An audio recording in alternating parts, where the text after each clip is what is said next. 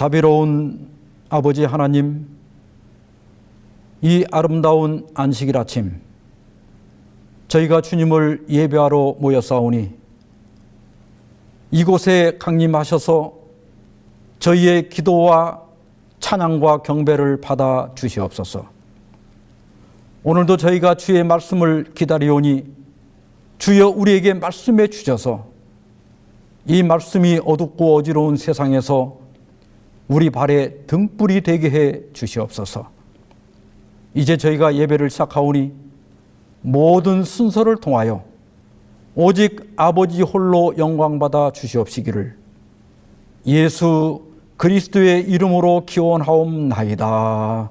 아멘. 교동문 788장 예수의 생애 하늘 봉사. 지금 우리가 하는 말의 요점은 이러한 대제사장이 우리에게 있다는 것이라. 그는 하늘에서 지극히 크신 이의 보좌 우편에 앉으셨으니 성소와 참 장막에서 섬기는 이시라. 이 장막은 주께서 세우신 것이요 사람이 세운 것이 아니니라. 그리스도께서는 장래의 좋은 일의 대제사장으로 오사 손으로 짓지 아니한 것, 곧 이 창조에 속하지 아니한 더 크고 온전한 장막으로 말미암아 염소와 송아지의 피로 하지 아니하고 오직 자기의 피로 영원한 속죄를 이루사 단번에 성소에 들어가셨느니라. 염소와 황소의 피와 및 암송아지의 죄를 부정한 자에게 뿌려 그 육체를 정결하게 하여 거룩하게 하거든 하물며 영원하신 성령으로 말미암아 흠없는 자기를 하나님께 드린 그리스도의 피가 어찌 너희 양심을 죽은 행실에서 깨끗하게 하고 살아계신 하나님을 섬기게 하지 못하겠느냐. 이로 말미암아 그는 새 언약의 중보자시니 이는 첫 언약 때에 범한 죄에서 속량하려고 죽으사 부르심을 입은 자로 하여금 영원한 기업의 약속을 얻게 하려 하심이라.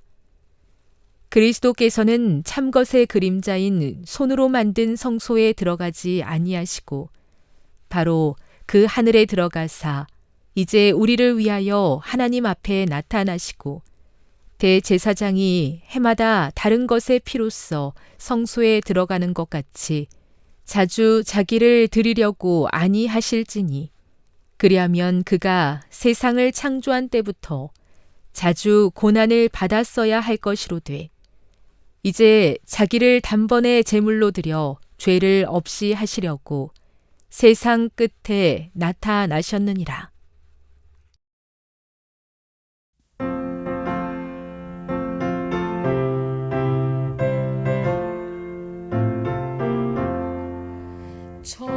찬송하는 소리 있어 사랑 기뻐하도다. 하나님의 크신 이름 거룩하도다. 천하 사람 찬미하자. 이름 거룩하시도다. 할렐루야 할렐루야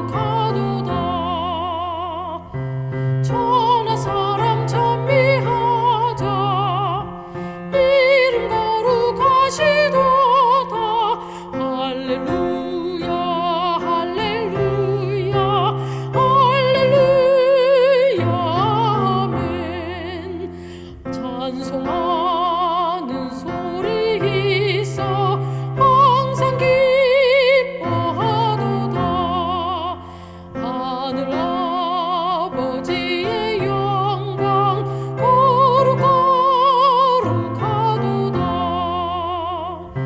천하 사람 찬미하자. 이름 거룩하시도다. 할렐루야 할렐루야 할렐루야 아멘.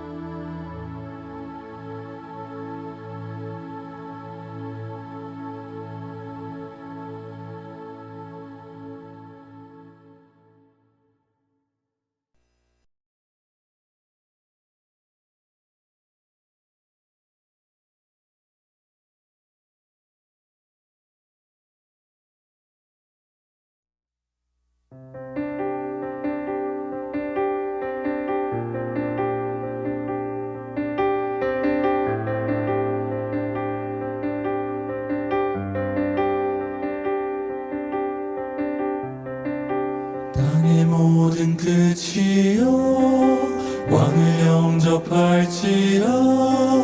그는 우리 하나님.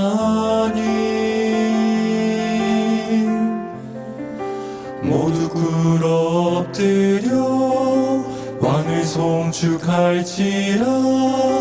우리는 그의 백성. 예수 예수 세상의 구주 그가 다스리신다.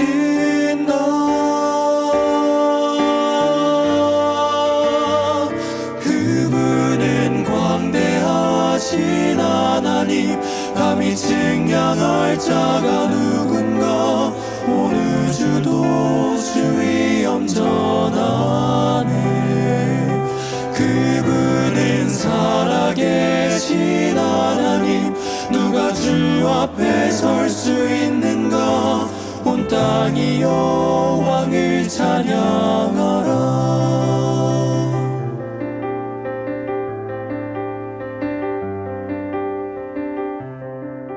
땅의 모든 끝이여 왕을 영접할지라.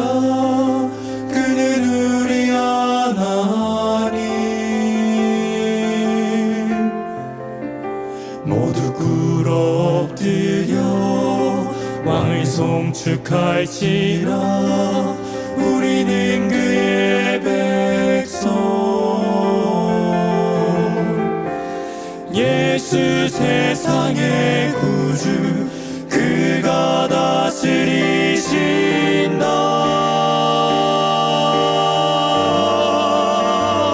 그분은 광대하신 하나님, 감히 측량할 자가 누군가. 온 우주도 주의 엄전하네.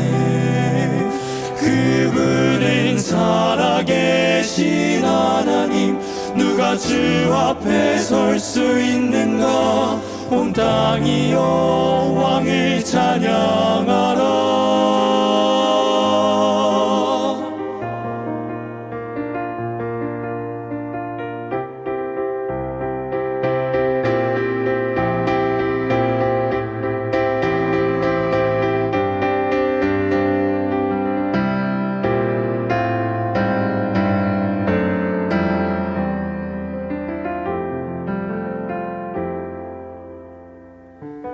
예수 세상의 구주 그가 다스리신다. 예수 세상의 구주 그가 다스리신다. 예수 세상의 구주 그가 다스리신다. 예수 세상의 구주 그가 다스리신다. 예수 세상의 구주 그가 다스리신다. 예수 세상의 구주 그가 다스리신다. 예수 세상의 구주 그가 다스리신다.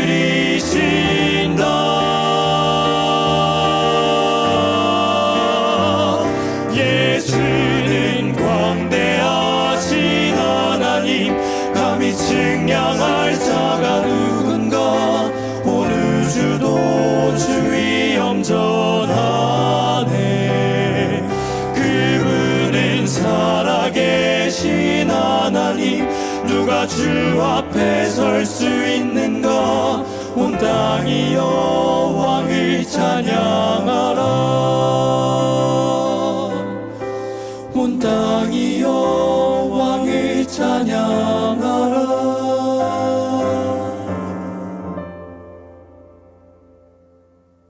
온 땅이여 왕을 찬양하라.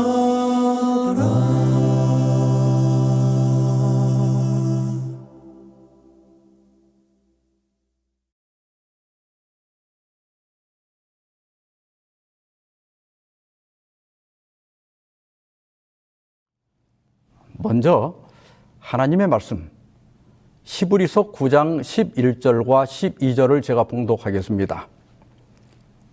그리스도께서는 장래 좋은 일의 대제사장으로 오사 손으로 짓지 아니한 것 곧 이 창조에 속하지 아니한 더 크고 온전한 장막으로 말미암아 염소와 송아지의 피로 하지 아니하고 오직 자기의 피로 영원한 속죄를 이루사 단번에 성소에 들어가셨느니라. 오늘은 재림교회의 6대 기둥 교리 중 네 번째 기둥인 그리스도의 한울 성소 봉사에 대해서 말씀을 드리고자 합니다. 예수님께서 십자가에 돌아가신 시간은 금요일 제9시, 지금 시간으로 하면 오후 3시입니다.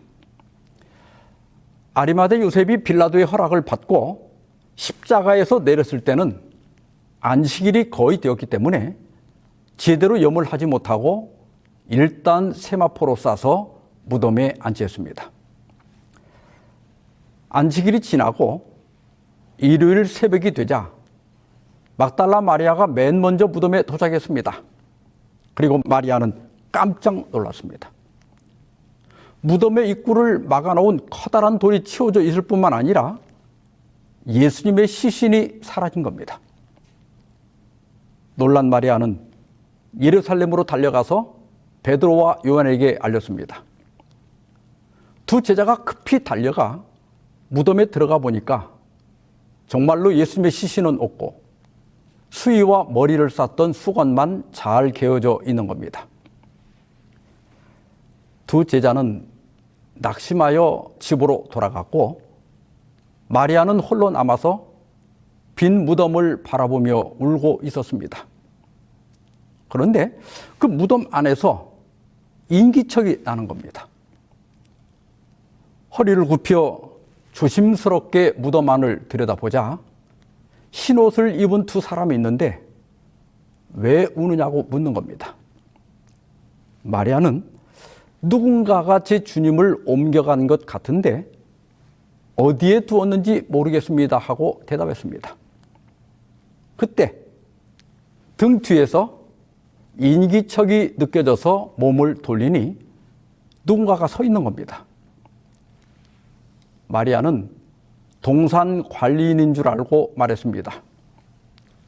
혹시 선생님이 옮겼으면 어디로 옮겼는지 알려주십시오. 그러면 제가 모셔가겠습니다. 그러자 낯익은 음성이 들렸습니다. 마리아야.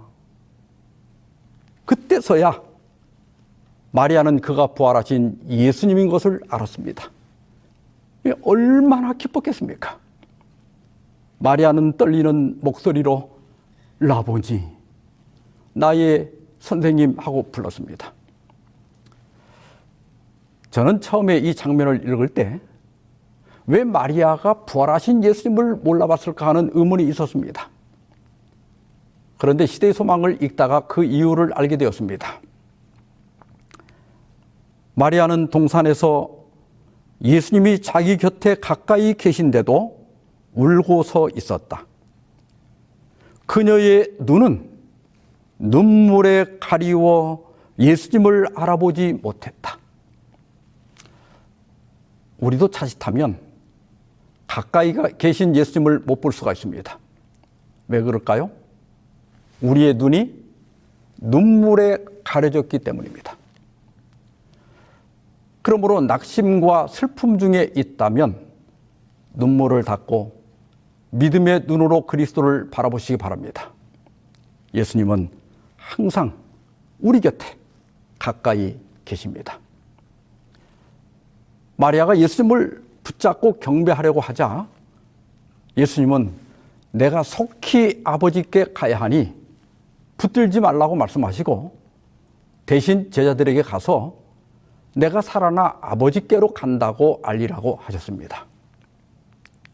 그리고 바로 그날 밤 제자들이 모여있는 다락방에 부활하신 예수께서 나타나셨습니다. 상상도 못했던 제자들은 귀신인 줄 알았어요. 그러자 예수님이 너희에게 평강이 있을지어다 하고 인사를 하시는 겁니다. 이 말씀을 하시고 손과 옆구리를 보이시니 제자들이 주를 보고 기뻐하더라. 그들은 무덤에서 잃어버린 예수님을 다시 찾았습니다. 그것도 시신을 찾은 것이 아니라 부활하신 예수님을 만난 겁니다. 그러니 그들의 기쁨이 얼마나 컸겠습니까? 우리 재림신앙에서도 예수님을 잃어버린 때가 있었습니다. 1844년 10월 22일 대실망이 그것입니다.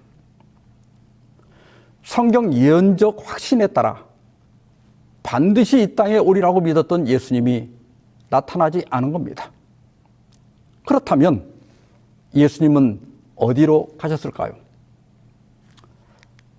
후일 하이럼 에드슨은 그때의 경험을 이렇게 기록했습니다. 우리는 시계가 밤 12시 자정을 알릴 때까지 기다렸다. 그러나 그날은 그대로 지나갔고 우리의 실망은 확실해졌다. 우리의 가장 간절했던 희망과 기대는 산산이 부서졌다. 그 순간 말로 다 표현할 수 없는 슬픔이 복받쳐 올라왔다. 이 세상 친구를 다 잃는다 해도 이에 비할 수 없을 것 같았다. 우리는 동이 틀 때까지 울고 또 울었다.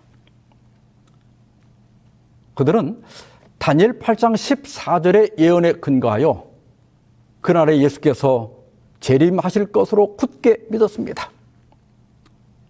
많은 사람들이 혼란과 좌절 속에서 재림신앙을 버리고 흩어졌습니다.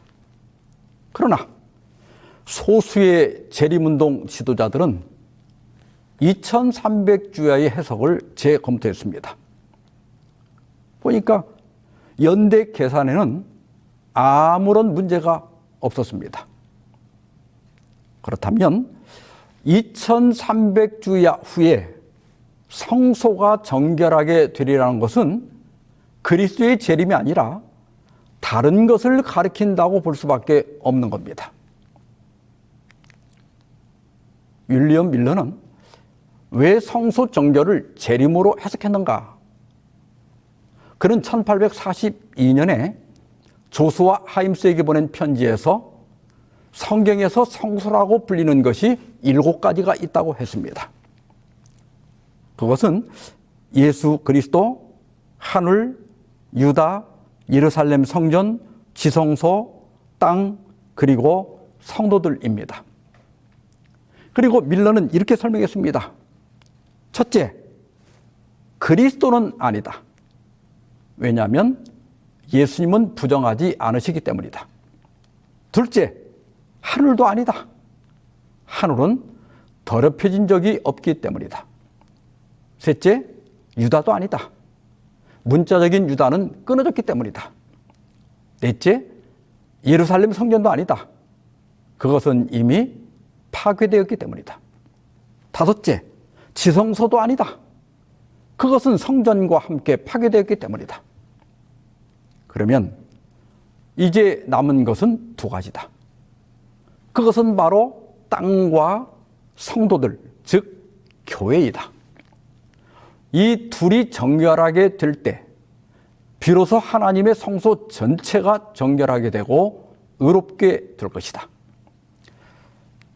이 편지의 일부분을 보겠습니다.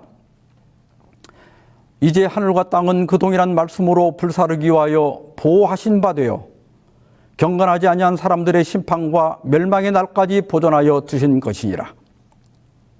옛적부터 항상 계신 이가 오셔서 그의 보좌에 앉으시고 인자가 하늘의 구름을 타고 그 앞에 오실 때 현재의 하늘과 땅은 사라질 것입니다. 그때 온 교회는 모든 더러움에서 깨끗하게 되어 티나 주름 잡힌 것이 없이 주님 앞에 서게 되고 희고 깨끗한 세마포 옷을 입게 될 것입니다. 그래서 윌리엄 밀러는 2300주야의 끝인 1844년 가을에 예수께서 재림하실 것을 믿고 1831년부터 재림기별을 전하기 시작했고 1840년부터 1844년까지 위대한 재림운동을 벌인 겁니다.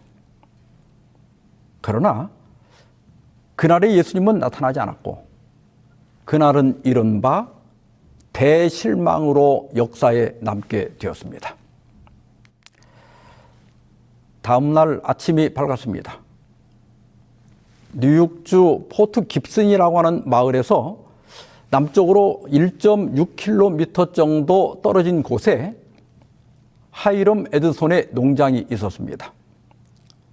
거기 모여있던 재림 신자들은 곡물 창고에서 하나님의 도우심을 구하는 기도회를 가졌습니다. 그들은 하나님께서 자신들을 버리지 않으시고 앞으로 해야 할 일에 대해 빛을 비춰 주시기를 간절히 구했습니다. 기도가 마친 후 에드손은 대실망의 원인을 곧 알게 될 것이라고 격려했습니다. 그리고 자기 집에 손님으로 와 있던 오웬 크레지어에게 동료 재림 신자들을 격려하러 가자고 말했습니다. 그들이 추수를 마친 옥수수 밭을 가로질러 가던 중 에드슨이 갑자기 멈춰서서 정면을 바라보고 있는 겁니다. 크로지어가 에드슨 형제님 왜 멈추셨습니까? 하고 물었습니다. 에드슨은 하나님께서 우리의 아침 기도에 응답하여 실망에 관한 빛을 주신 것 같습니다라고 말했습니다. 후일에 에드슨은 그날의 경험을 이렇게 회고했습니다. 하늘이 내 눈앞에서 열린 듯 보였다. 그리고 나는 우리의 대제사장께서 2300일의 끝인 제7월의 10일에 하늘 지성소에서 나와 이 땅으로 오시는 것이 아니라 그날 처음으로 하늘 성소의 둘째 칸, 즉 지성소에 들어가셨으며 이 지상으로 오시기 전에 그 지성소에서 하실 일이 있음을 선명하게 깨달을 수 있었다. 그분이 그날 나라와 권세와 영광을 받으시기 위해 혼인 예식장으로 들어가셨으므로 우리는 주님이 혼인 예식장에서 나오기를 기다려야 한다. 이 순간적인 통찰은 에드슨에게 있어서 하나의 계시와 같았습니다. 예언된 시간의 잘못이 있는 것이 아니라 그리스도께서 신랑으로 오실 것으로 기대했던 방식의 잘못이 있었다는 것을 깨닫게 된 겁니다. 다시 말해서 다니엘 8장 14절의 성소 정결은 지상의 교회나 세상의 종말이 아니라 그리스도께서 하늘 성소에서 새로운 사역을 시작하실 것을 의미하는 것이 아닐까 하는 생각을 하게 된 겁니다. 이 옥수수 밭에서의 경험은 흩어진 재림 신자들에게 새로운 희망의 불씨를 제공했습니다. 에드슨의 이 경험은 훗날 재림 운동사에서 결정적 전환점이 되었다고 평가를 받게 됩니다. 에드슨은 자신의 깨달음을 검증하고 또 체계적으로 정리하기 위해서 오웬 크레지어와 또 그 근처에 살던 의사였던 플랭클린 한과 함께 성경을 샅샅이 살피며 성소와 심판에 관해 연구했습니다. 특히 레위기 16장에 묘사된 대속죄일 의식과 신약의 히브리서에 언급된 그리스도의 대제사장적 봉사를 면밀히 비교함으로써 그들은 성소에 대한 새로운 이해를 갖게 되었습니다. 약 5개월간의 공동 연구 끝에 그들은 자신들이 깨달은 내용을 더 데이돈 1845년 3월호에 성소라는 제목으로 요약해서 실었습니다. 학교 교사였던 크루즈가 글을 썼고 에드슨과 그의 아내는 출판 기금을 마련하기 위해서 최고의 은식기를 팔았고 하는 그 자료를 출판했습니다. 이 논문에서 크루지어는 마태복음 25장의 열처녀의 비유에 언급된 신랑의 혼인이 레위기 16장에 묘사된 대속죄일의 원형으로서 하늘 성소에서 성취될 것이라고 하는 새로운 관점을 제시했습니다. 그러나 이 초기 간행물은 약 300명 정도에게만 배포되었고 따라서 많은 재림 신도들의 이목을 끌지는 못했습니다. 그 후에 크로지어는 더 많은 사람들에게 이 기별을 전하기 위해서 체계적으로 정리했습니다. 그리고 이것을 밀러주의 계통의 신문인 데이스타 엑스트라 1846년 2월 7일자에 모세율법이라고 하는 제목으로 게재하였습니다. 이 논문은 대실망 후에 방황하던 재림 신자들에게 명쾌한 신학적 해답을 제시한 것으로 평가를 받고 있습니다. 이 특별회에서 크로지어는 히브리서 8장과 9장과 그리고 구약 성소 제도를 면밀히 비교하여 다니엘서 8장 14절에 언급된 성소의 정결이 지상의 성소나 땅의 정결이 아니라 하늘에 있는 실제 성소의 정결임을 성경적으로 입증했습니다. 크로지어의 모세의 율법의 핵심 내용을 요약하면 다음과 같습니다. 첫째, 하늘 성소의 실제성. 다니엘 8장 14절에 언급된 성소는 이 땅이 아니라 새 언약의 성소, 즉 하늘에 있는 원형 성소를 가리킨다. 둘째, 그리스도의 이중적 중보 사역. 지상 성소 봉사가 매일의 제사와 매년의 제사, 즉 대속제일 사역으로 구성된 것처럼 그리스도의 하늘 성소 봉사도 두 단계로 진행된다. 셋째, 하늘 성소의 정결과 죄의 도말. 그리스도께서는 1844년에 하늘 성소에서 참된 대속제일, 즉 하늘 성소의 정결 사역을 시작하셨으며 이 사역을 통해 죄가 최종적으로 도말된다. 넷째, 재림의 지연에 대한 설명. 대속제일 의식이 끝나면 대제사장이 성소에서 나와 정결함을 얻은 백성들에게 축복한 것처럼 그리스도께서도 하늘 성소의 정결 사역이 마치신 후 지성소에서 나와 재림하신다. 이 내용들은 추가 설명을 드리지 않아도 재림 성도라면 대부분 익히 알고 계시라고 생각합니다. 크로지어의 기사가 발표되자 이 새로운 성경 해석을 받아들이는 소수의 무리가 형성되기 시작했습니다. 특히 제임스 와이트와 조셉 베이츠가 그 선두에 있었습니다. 제임스 와이트는 1840년대 윌리엄 밀러의 재림운동을 이끌던 젊은 설교자였고 조셉 베이츠는 선장 출신으로 밀러 운동에 참여한 후 금주 금연 운동과 안식일을 수용 등 개혁적 신앙에 열정적이었던 인물입니다. 이들은 크로지의 모세 율법을 읽고 큰 감명을 받았습니다.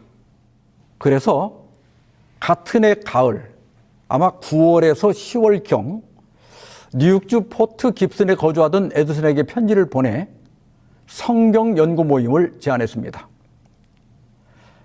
에드슨의 농가에서 열린 이 소규모 모임에는 8월 30일에 결혼한 신혼부부였던 제임스 와이트와 엘렌 화이트, 또 선장 출신의 조셉 베이츠, 오웬 크리지어, 또 플랭크릿 한, 아놀도 부부 등 10여 명이 참석한 것으로 알려져 있습니다.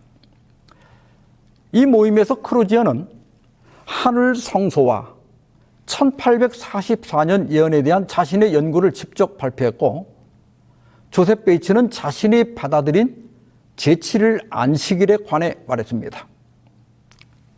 이때까지도 에드슨과 화이트 부부는 안식일을 지키지 않고 있었습니다.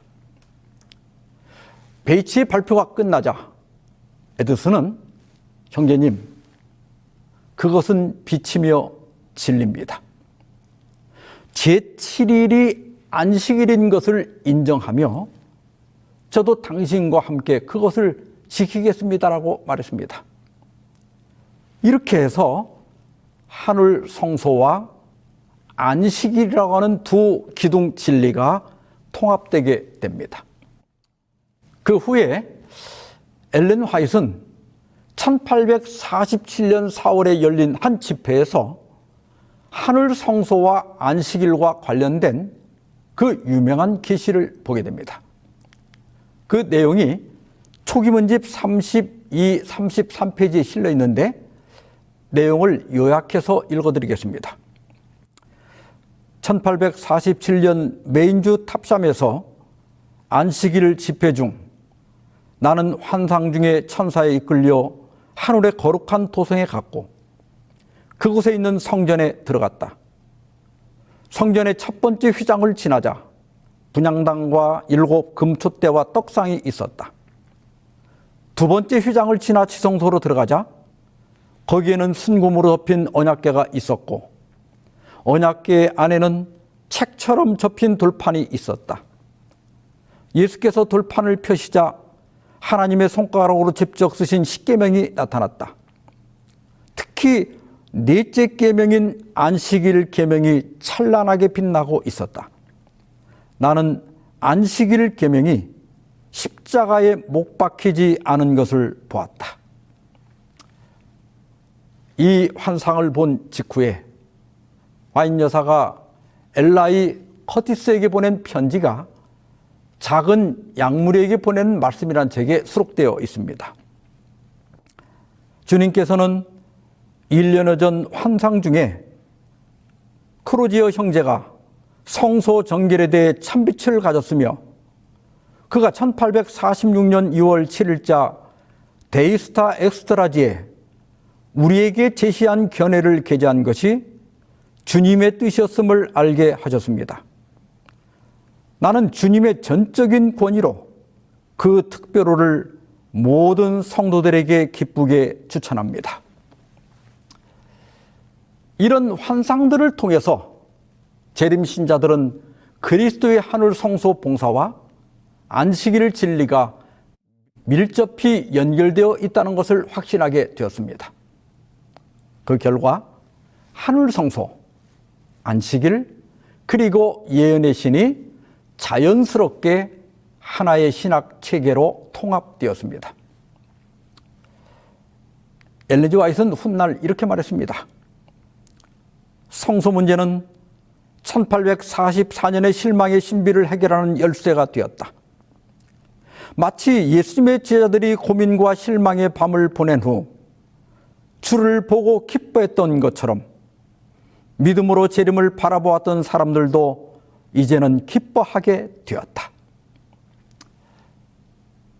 대실망 때 오셔야 할 예수님이 나타나지 않자 재림 신도들은 예수님을 잃어버렸습니다. 그들은 마리아처럼 누군가가 제 주님을 옮겨간 것 같은데 어디에 두었는지 모르겠다고 부르짖었습니다. 그리스도를 찾던 그들은 하늘 지성소에서 머지않아 왕과 구주로 다시 오실 자비로운 대제사장을 만났습니다. 대실망의 신비는 해결되었고 그들은 기뻐했습니다. 후일에 하늘 성소와 안식일, 예언의 신은 요한계시록 14장의 세 천사의 기별과 연결된다는 사실도 깨닫게 되었습니다. 첫째 천사의 심판하실 때가 이르렀다는 기별은 1844년부터 하늘 지성소에서 시작된 조사심판을 가리키는 것이었고, 셋째 천사가 언급한 하나님의 계명과 예수 믿음을 지키는 자들은 곧 안식일과 그리스도의 하늘 성소 중보 사역을 받아들인 재림교회를 가리킨다는 확신을 갖게 되었습니다. 만일 성소 교리가 없었다면 재림운동은 하나의 해프닝으로 끝나고 말았을 겁니다. 또한 재림교회는 탄생조차 할 수 없었을 겁니다. 실제로 대실망 이후 밀러 운동에서 갈라져 나온 여러 집단 중에 성소 교리를 받아들이지 않은 집단들은 대부분 사라져 버렸지만 성소 교리를 받아들인 무리들은 독자적인 신앙 공동체로 성장하여 오늘날 세계적인 재림교회가 되었습니다.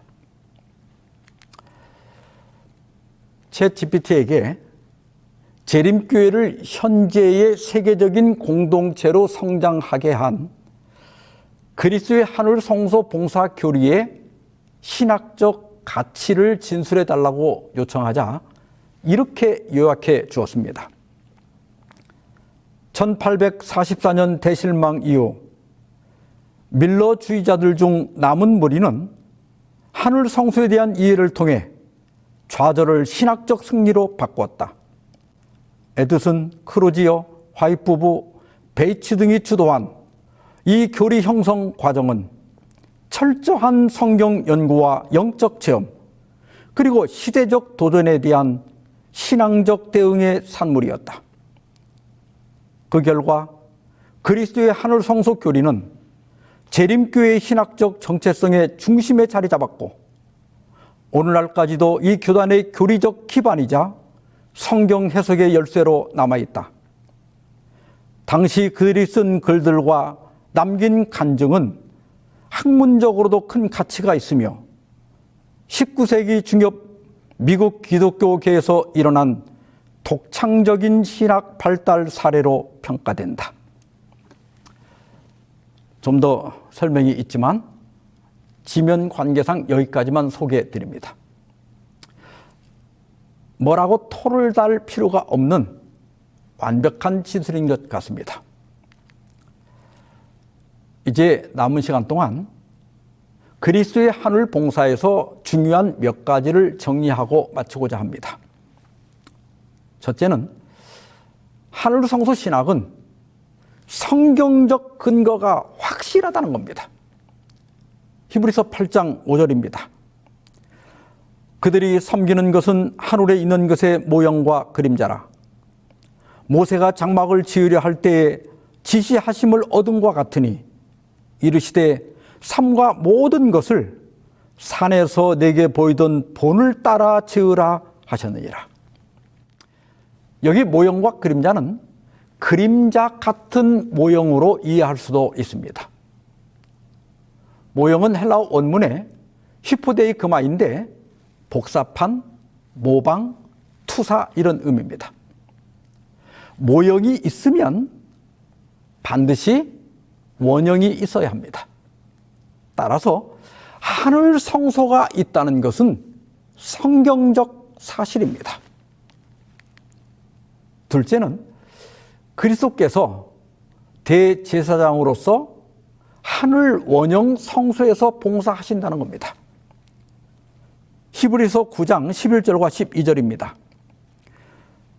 그리스도께서는 장래일의 좋은 일의 대제사장으로 오사 손으로 짓지 아니한 것, 곧 이 창조에 속하지 아니한 더 크고 온전한 장막으로 말미암아 염소와 송아지의 피로 하지 아니하고 오직 자기의 피로 영원한 속죄를 이루사 단번에 성소에 들어가셨느니라.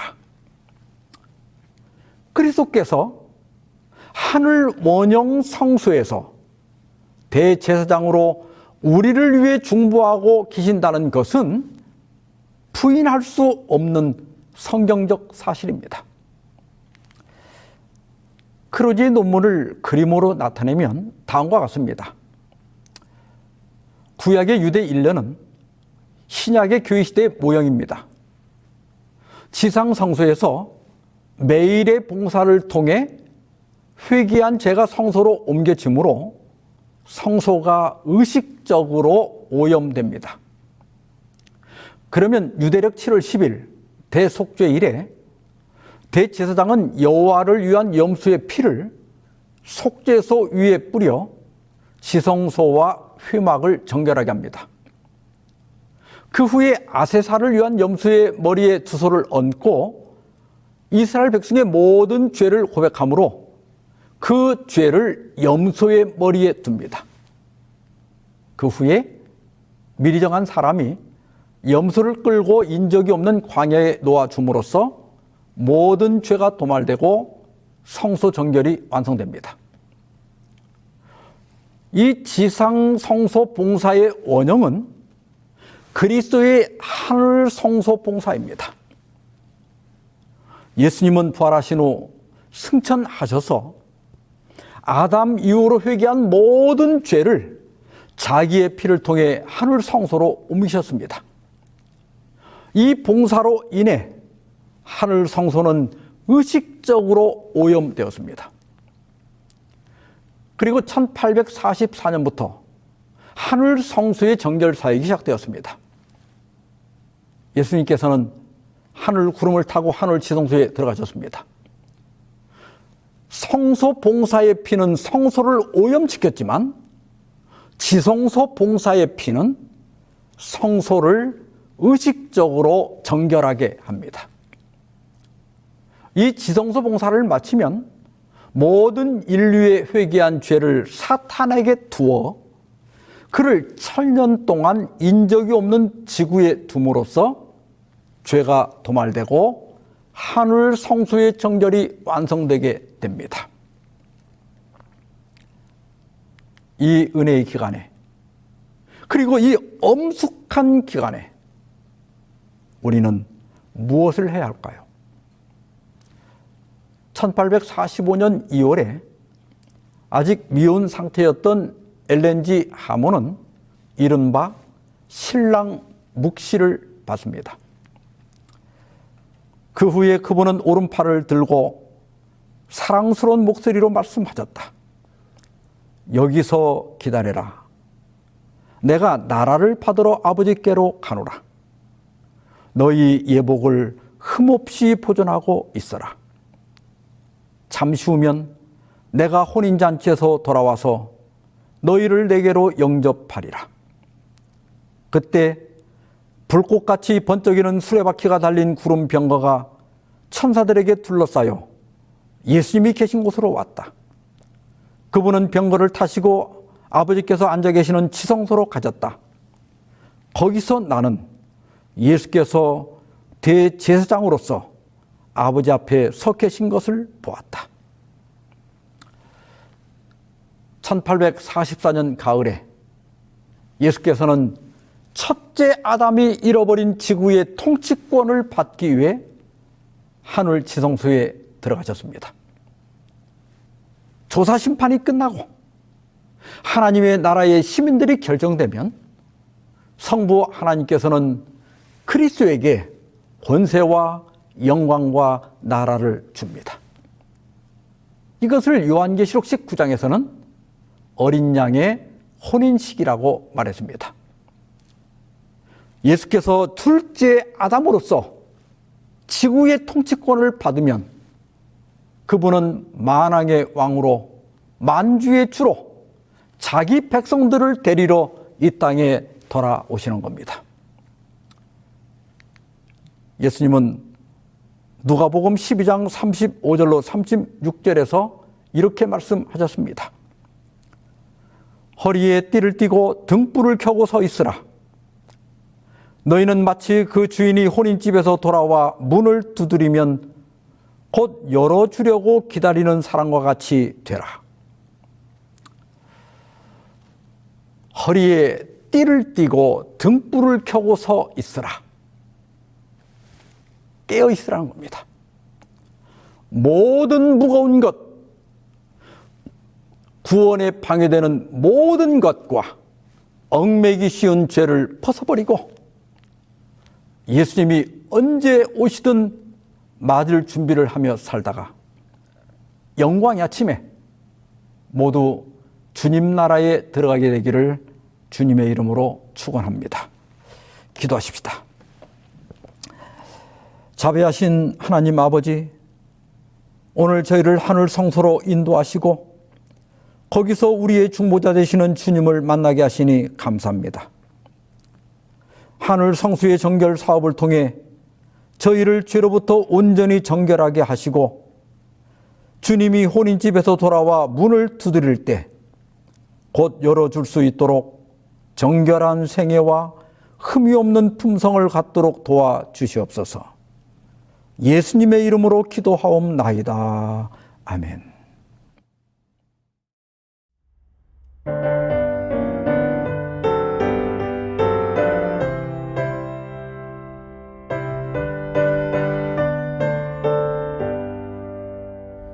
주님 오시는 그날이 언제일지 주님 뵙는 그날 나는 확실히 몰라. 지금 주님은 하늘 위지 성소에서 내 죄 위에 중보하네. 그 휘장이 고치는 날 이 땅으로 오시겠네. 그때 찬란히 빛나는 주님의 영광 나 그곳에 참여하리.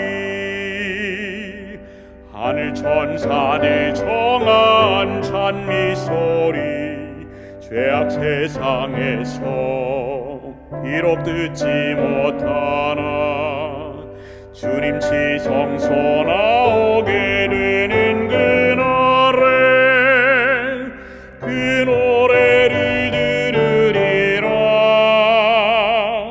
저 천사들 노래 따라 내 주님을 찬미하리. 그때 찬란히 빛나는 주님의 영광 나 그곳에 참여하리. 주님 준비한 빛나는 시온성을 지금 이 땅에서 비록 볼 수 없으나 나의 주님이 이 땅에 오시는 그날 나 시온성 보게 되리. 저 하늘 문 열리는 날 내 주님을 배우리라. 그때 사랑과 평화와 감사의 찬송 온 천지에 가득하리.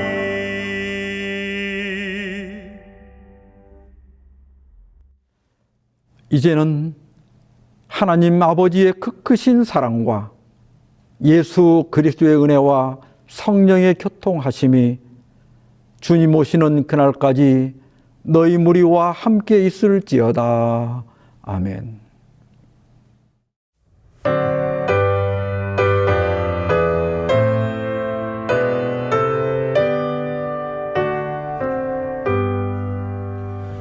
내 주